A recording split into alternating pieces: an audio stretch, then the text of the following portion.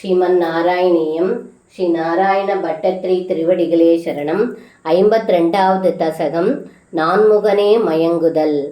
அந்யாவதார நிகரேஷ்வநிரீஷிதம் தே பூமாதிரேகமபிவீஷ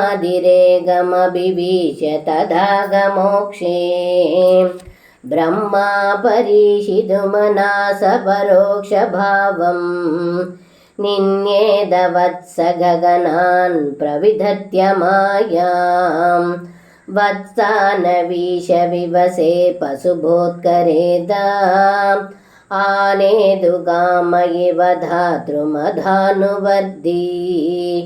த்வம்சாமி புக்தகபலோ கதவாம்ஸ்ததானீம் புக்தாம் ஸ்திரோதித சரோஜ பவக்குமாரான் வத்சாயிதஸ்ததனு கோபகனாயிதஸ்த்வம் சிக்யாதிபாண்டமுரளி கவடாதிரூபः प्राग्वद्विगृह्य विपिनेषु सिराय सायं त्वं माययाद बहुधा व्रजमाययाद द्वामेव सिक्यगवलाधिमयं तथा नो भूयस्त्वमेव पशुवत्सगभालरूपः गोरूपिणी पिरपि गोपवधूमयीभिः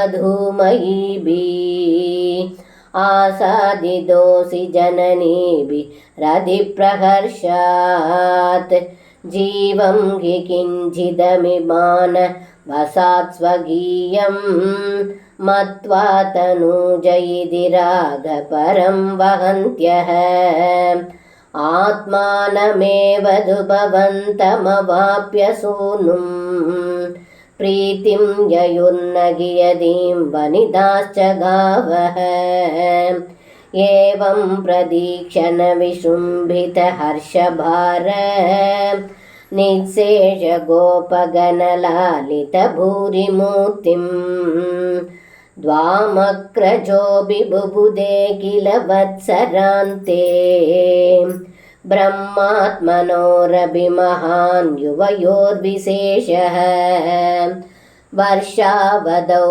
नवपुरातनवत्सबालान् दृष्ट्वा विवेकमशृणे दृहिणे विमूढे प्रादीतृष प्रदिव्नवान् मकुडाङ्गदाधी भूषां सदुर्भुजयुजः सजलाम्बूधाभान्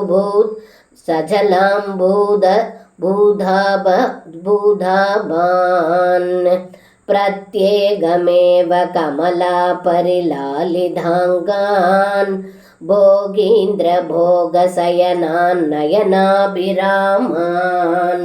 लीलानिमीलितदृशः सनघाति योगी व्यासे विदान् कमलभूर्भवधो ददर्श नारायणाकृतिमसंख्यतमां निरीक्ष्य सर्वत्र सेवघमभिस्वमवेश्यधाता मायानिमग्नहृदयो विमुमोहयावन् देगो बभूवित तथा कबलार्तभानीः